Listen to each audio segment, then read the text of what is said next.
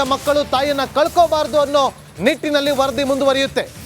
ಬಳ್ಳಾರಿ ಜಿಲ್ಲಾ ಆಸ್ಪತ್ರೆ ಕರ್ಮಕಾಂಡ ಬಗೆದಷ್ಟು ಕೂಡ ಬಯಲಾಗ್ತಾ ಇದೆ. ಆಸ್ಪತ್ರೆ ಮೇಲೆ ಲೋಕ ಅಧಿಕಾರಿಗಳು ದಿಢೀರ್ ರೇಡ್ ಅನ್ನ ಕೂಡ ಮಾಡಿದ್ದಾರೆ. ರಿಯಾಕ್ಟ್ ಆದಂತ ಗ್ಲೂಕೋಸ್ ಮಾಹಿತಿಯನ್ನ ಪಡೆಯುತ್ತಿದ್ದಾರೆ ಅಧಿಕಾರಿಗಳು.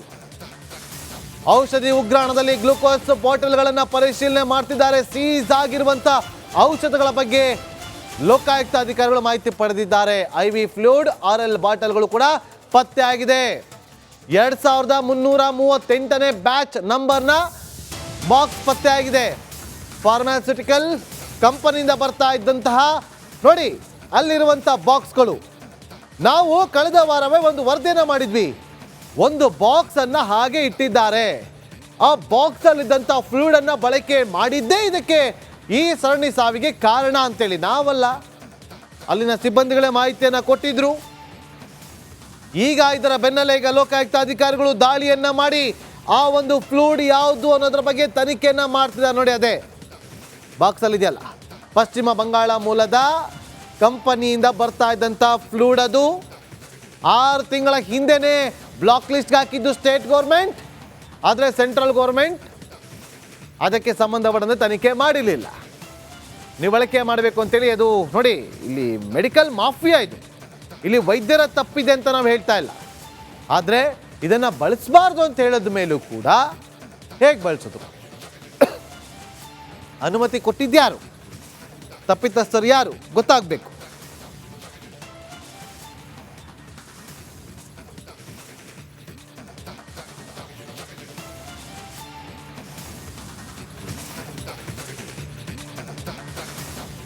ವಿಪಕ್ಷ ಸ್ಥಾನದಲ್ಲಿರುವಂಥ BJP ನಾಯಕರು ಈಗ ತಮ್ಮ ಕಾರ್ಯ ಏನು ಅನ್ನೋದನ್ನು ತೋರಿಸ್ತಾ ಇದ್ದಾರೆ.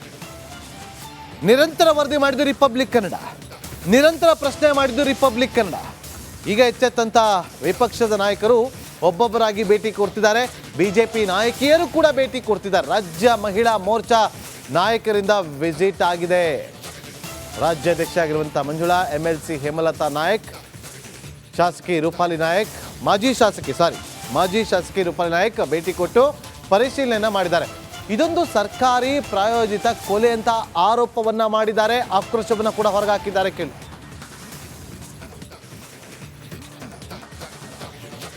ರಾಜ್ಯದಲ್ಲಿ ಬಾಣಂತಿಯರ ಸರಣಿ ಸಾವಿನ ಬಗ್ಗೆ ರಿಪಬ್ಲಿಕ್ ಕನ್ನಡ ನಿರಂತರವಾಗಿ ವರದಿ ಮಾಡ್ತಾ ಇದೆ. ರಾಜ್ಯ BJPಯ ಮಹಿಳಾ ಮೋರ್ಚಾದ ಅಧ್ಯಕ್ಷರಾಗಿರುವ ಮಂಜುಳಾ ಸೇರಿದಂತೆ BJPಯ ಹಿರಿಯ ಮಹಿಳಾ ನಾಯಕಿಯರು ಈಗ ಬಳ್ಳಾರಿಯ ಜಿಲ್ಲಾ ಆಸ್ಪತ್ರೆಗೆ ಬಂದಿದ್ದಾರೆ. ಜಿಲ್ಲಾಸ್ಪತ್ರೆಯ ಒಳಗಡೆ ವೈದ್ಯರ ಮಾತಾಡಿಸೋದ್ರ ಜೊತೆಗೆ ಹೆಂಗಿದೆ ಪರಿಸ್ಥಿತಿ ಅನ್ನೋದ್ರ ಬಗ್ಗೆ ಮಾತಾಡಿದ್ದಾರೆ. ಈಗ ನಮ್ಮ ಜೊತೆ ನೇರವಾಗಿ ಗೌರವ ಇದ್ದಾರೆ, ಅವ್ರನ್ನ ಮಾತಾಡ್ಸೋಣ. ಮೇಡಮ್, ತಾವು ಏನು ನೋಡಿದ್ರಿ ಒಳಗಡೆ? ಇಲ್ಲ, ಇದು ಒಂದು ಬಾಣಂತಿಯರ ಸಾವು ಏನು ಇಲ್ಲಿ ಜಿಲ್ಲಾ ಆಸ್ಪತ್ರೆಯಲ್ಲಿ ನಡೆದಿದೆ, ಇಡೀ ರಾಜ್ಯವನ್ನು ಒಂದು ದಿಗಿಲಿಗೆ ತಳ್ಳಿದೆ. ಮತ್ತು ಇವತ್ತು ಸರ್ಕಾರಿ ಆಸ್ಪತ್ರೆಗಳಿಗೆ ಮಹಿಳೆಯರು ಹೋಗಬೇಕಾ ಅನ್ನುವಂಥ ಒಂದು ಆತಂಕವನ್ನು ಕೂಡ ಈ ಸಾವು ಇವತ್ತು ರಾಜ್ಯದಲ್ಲಿ ಭಯ ಹುಟ್ಟಿಸಿದೆ. ಇದಕ್ಕೆ ತಕ್ಷಣವೇ ಸಿದ್ದರಾಮಯ್ಯನವರ ಸರ್ಕಾರದ ಆರೋಗ್ಯ ಸಚಿವರಾಗಿರುವಂಥ ದಿನೇಶ್ ಗುಂಡೂರಾವ್ ಅವರಾಗಲಿ, ಮಹಿಳಾ ಮತ್ತು ಮಕ್ಕಳ ಅಭಿವೃದ್ಧಿ ಇಲಾಖೆ ಮಂತ್ರಿ ಆಗಿರುವಂಥ ಲಕ್ಷ್ಮೀ ಹೆಬ್ಬಾಳ್ಕರ್ ಆಗಲಿ, ಜಮೀರ್ ಅಹಮದ್ ಆಗಲಿ, ಇವ್ರು ಯಾರೂ ಕೂಡ ಬಂದು ಇಲ್ಲಿ ಬಾಣಂತಿಯರ ಕುಟುಂಬಕ್ಕೆ ಭೇಟಿ ಕೊಟ್ಟು ಸಾಂತ್ವನ ಹೇಳಿ ಈ ಜಿಲ್ಲೆಯ ಮಹಿಳೆಯರಿಗೆ ಧೈರ್ಯವನ್ನು ತುಂಬುವಂಥ ಕೆಲಸ ಮಾಡಲಿಲ್ಲ. ಇವತ್ತು ವಿರೋಧ ಪಕ್ಷವಾಗಿ ನಮ್ಮ ರಾಜ್ಯಾಧ್ಯಕ್ಷ BY ವಿಜೇಂದ್ರ ಅವರ ಒಂದು ನಿರ್ದೇಶನದಂತೆ ಇವತ್ತು ನಾವಿಲ್ಲಿ ಭೇಟಿ ಕೊಡೋಕ್ಕೆ ಬಂದಿದ್ದೀವಿ. ಮೊದಲನೇದು ಇಲ್ಲಿರುವಂಥ ಲೂಪೋಲ್ಸ್ ಏನಂದರೆ, ಚೆನ್ನಾಗಿದ್ದಂಥ ಮಹಿಳೆಯರಿಗೆ ಇವರು ಕೊಟ್ಟ ಔಷಧಿಗಳಿಂದ ಆಗಿರುವಂಥ ಕಾಂಪ್ಲಿಕೇಶನ್ಸ್ ಇಂದನೇ ಅನೇಕರು ಇಲ್ಲಿ ಪ್ರಾಣವನ್ನು ಬಿಟ್ಟಿದ್ದಾರೆ. ಮಹಿಳಾ ಮತ್ತು ಮಕ್ಕಳ ಮಂತ್ರಿಗೆ ಹೆಣ್ಮಕ್ಳಿಗೆ ಈ ಥರ ಆಯಿತು, ಬಾಣಂತಿಯರಿಗೆ ಈ ಥರ ಆಯಿತು, ಮಕ್ಕಳಿಗೀಗಾಯಿತು ಅನ್ನುವಂಥ ಸಂವೇದನೆಯನ್ನು ಆಕೆ ತಾನು ಆಡಳಿತ ತೆಗೆದುಕೊಂಡ ದಿನದಿಂದನೂ ಈ ರಾಜ್ಯದಲ್ಲಿ ತೋರಿಸಿಲ್ಲ. ಅವರು ಉಡುಪಿ ಜಿಲ್ಲೆ ಉಸ್ತುವಾರಿ ಸಚಿವೆ ಆದಾಗ ಕೂಡ ಅಲ್ಲಿ ಟಾಯ್ಲೆಟಲ್ಲಿ ಕ್ಯಾಮ್ರಾ ಇಟ್ಟಿದ್ದಾರೆ ಅಂದರೂ ಕೂಡ ಆಕೆ ಅಲ್ಲಿ ಭೇಟಿ ಕೊಟ್ಟಿಲ್ಲ. ಪುರುಷಕ್ಕೆ ಸಂಬಂಧಪಟ್ಟಿದ್ದು ಯಾವ್ದಾರ ಇಶ್ಯೂ ಬಂತು, BJPಗೆ ಬೈಯೋದು ಇಶ್ಯೂ ಬಂತು ಅಂದರೆ ಅವರ ಕ್ಯಾಬಿನೆಟ್ ಸಚಿವರಲ್ಲಿ 1-2 ಜನ ಇದ್ದಾರೆ, 3ನೇವ್ರು ಇವರೇ ಬರ್ತಾರೆ ಮಾತಾಡೋಕ್ಕೆ. ಅವರಿಗೆ ನಾನು ಈ ರಾಜ್ಯದ ಮಹಿಳಾ ಮತ್ತು ಮಕ್ಕಳ ಅಭಿವೃದ್ಧಿ ಮಂತ್ರಿ ಅನ್ನೋ ನೆನಪು ಇಲ್ಲ, ಅವ್ರಿಗೆ ಅದು ಬೇಕು ಆಗಿಲ್ಲ. ಅವರ ಕಚೇರಿಯೇ ಒಂದು ಭ್ರಷ್ಟಾಚಾರದ ಕೇಂದ್ರ ಆಗಿದೆ. ಅವರ PA ಕಡೆಯಿಂದನೇ ರುದ್ರಣ್ಣ ಲಮಾಣಿ ಎನ್ನುವಂತಹ ಒಬ್ಬ ನೌಕರ ಕೂಡ ಬೆಳಗಾವಿಯಲ್ಲಿ ಪ್ರಾಣ ತೆತ್ತಿದ್ದಾನೆ. ಅದನ್ನೆಲ್ಲ ಬರೆದಿಟ್ಟು ಇವತ್ತು ಅದರಲ್ಲಿ ಅವರು ಬ್ಯುಸಿ ಇದ್ದಾರೆ. ಹಾಗಾಗಿ she should go back from department of women and child ministry. Thank you madam. ನೋಡಿ, ಇದು BJPಯ ಮಹಿಳಾ ಮೋರ್ಚಾದ ಏನಿವತ್ತು ನಿಯೋಗ ಬಂದು ಇವತ್ತು ಆಸ್ಪತ್ರೆ ವಿಸಿಟ್ ಮಾಡಿ ಪರಿಶೀಲನೆಯನ್ನು ಮಾಡಿದ್ದು ಅವ್ರು ಹೇಳ್ತಿರುವಂಥ ಮಾತು. ಕ್ಯಾಮ್ರಾ ಪರ್ಸನ್ ಮಧು ಜೊತೆ ನಾನು ರಂಜಿತ್ ಶಿರಿಯರ್, ರಿಪಬ್ಲಿಕ್ ಕನ್ನಡ.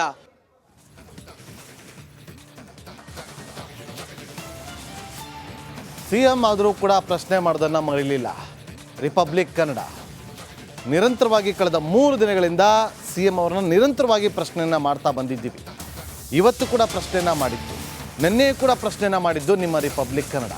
ಬಳ್ಳಾರಿಯಲ್ಲಿ ಬಾಣಂತಿಯರ ಸರಣಿ ಸಾವಾಗ್ತಿದೆ ಸರ್, ಯಾವಾಗ ಕ್ರಮ ಅಂತಂದಾಗ ಈಗಾಗಲೇ ಡ್ರಗ್ ಕಂಟ್ರೋಲರ್ ವಿರುದ್ಧ ಕ್ರಮವನ್ನು ತಗೊಂಡಿದ್ದೀವಿ, ವರದಿ ಬರಲಿ, ವರದಿ ಬಂದ ಬಳಿಕ ತಪ್ಪಿತಸ್ಥರ ವಿರುದ್ಧ ಕ್ರಮವನ್ನು ಕಠಿಣವಾಗಿ ತಗೊಳ್ತೀವಿ ಅಂತೇಳಿ ಚಾಮರಾಜನಗರದಲ್ಲಿ ಸಿದ್ದರಾಮಯ್ಯವರು ಹೇಳಿಕೆಯನ್ನು ಕೊಟ್ಟಿದ್ದಾರೆ.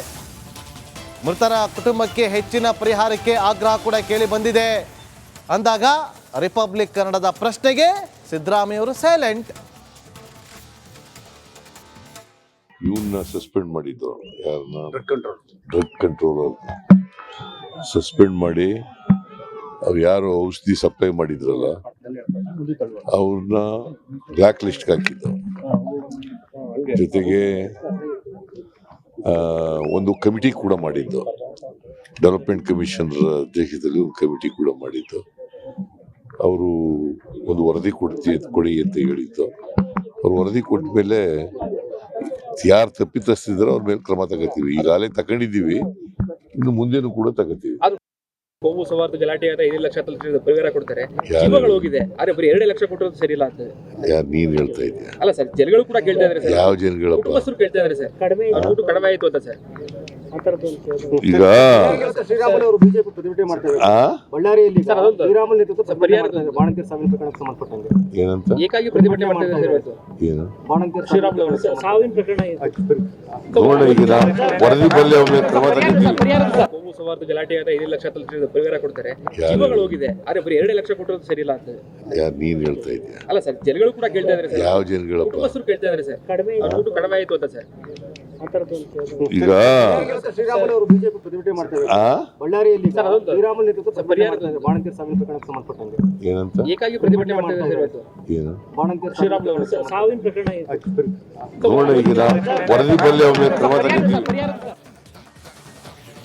ನಮ್ಮ ಮೈಸೂರು ಪ್ರತಿನಿಧಿ ವಿನೋದ್ ಆ ಪ್ರಶ್ನೆಯನ್ನು ಮಾಡಿದ್ದು.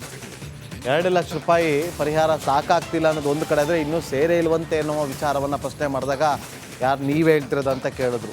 ಅದು ನಮ್ಮ ಪ್ರತಿನಿಧಿ ಮೈಸೂರು ರಿಪೋರ್ಟರ್ ವಿನೋದನ್ನು. ಇಲ್ಲಿ ನೆಕ್ಸ್ಟ್ ಸಚಿವರಾಗಿರುವಂಥ ದಿನೇಶ್ ಗುಂಡೂರಾವ್ ಅವ್ರನ್ನ ಕೂಡ ಇವತ್ತು ಪ್ರಶ್ನೆ ಮಾಡಿದ್ವಿ. ದಿನೇಶ್ ಗುಂಡೂರಾವ್ ಅವರು ಕೂಡ ಸಿಗ್ತಾರೆ, ಅದಕ್ಕೆ ಪ್ರತಿಕ್ರಿಯೆಯನ್ನು ಕೂಡ ಕೊಡ್ತಾರೆ. ನಾವು ಕಠಿಣ ಕ್ರಮವನ್ನು ತೆಗೆದುಕೊಳ್ತೀವಿ, ಈಗ ತಪ್ಪಿತಸ್ಥರಾಗಿದ್ರು ಕೂಡ ನಾವು ಕ್ರಮಕ್ಕೆ ಆಗ್ರಹಿಸ್ತೀವಿ ಅಂತ ಕೂಡ ಹೇಳಿದ್ದಾರೆ. ತಪ್ಪು ಯಾರೇ ಮಾಡಿರಲಿ ಕಠಿಣ ಶಿಸ್ತು ಕ್ರಮ ಆಗಲೇಬೇಕು ಸಚಿವರೇ, ಇಲ್ಲಾಂದ್ರೆ ನಾವು ಪ್ರಶ್ನೆ ಮಾಡ್ತೀವಿ ನಿಮ್ಮನ್ನ. ಯಾರು ತಪ್ಪು ಮಾಡಿದ್ದಾರೆ ಅವರನ್ನ ಬಹಿರಂಗಪಡಿಸಿ. ಆರೋಗ್ಯ ಸಚಿವ ದಿನೇಶ್ ಗುಂಡೂರಾವ್ ಅವರು ಈಗ ಹೇಳಿಕೆಯನ್ನು ಕೊಟ್ಟಿದ್ದಾರೆ. ಲೋಕಾಯುಕ್ತ ಅಧಿಕಾರಿಗಳು ದಾಳಿ ಮಾಡೋದು ತಪ್ಪೇನಿಲ್ಲ, ಹೌದು ತಪ್ಪು ಅಂತ ನಾವು ಕೂಡ ಹೇಳ್ತಾ ಇಲ್ಲ, ಯಾರು ಕೂಡ ಹೇಳ್ತಿಲ್ಲ. ಒಂದು ವಿಷಯ ಕೂಡ ಮುಚ್ಚಿ ಹಾಕುವ ಪ್ರಮೇಯ ಇಲ್ಲ.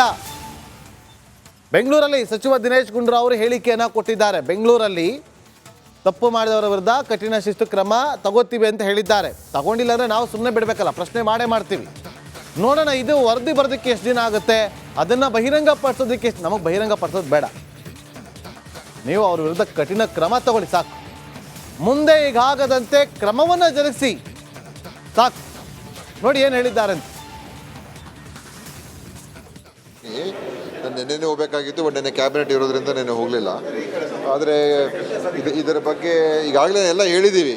ನಮ್ಮ ಕಡೆಯಿಂದ ಏನೇನು ಕ್ರಮಗಳು ತಗೊಳ್ತಾ ಇದ್ದೀವಿ, ಎಲ್ಲಿ ಏನಾಗಿದೆ, ಮತ್ತು ಯಾರಾದರೂ ತಪ್ಪು ಮಾಡಿದರೆ ಖಂಡಿತ ಅವ್ರ ಮೇಲೆ ಕ್ರಮ ಆಗುವಂಥದ್ರಲ್ಲಿ ಯಾವುದೇ ಎರಡು ಮಾತು ಇರೋದಿಲ್ಲ. ಅನೇಕ ಕ್ರಮಗಳು ತೊಗೊಂಡಿದ್ದೀವಿ.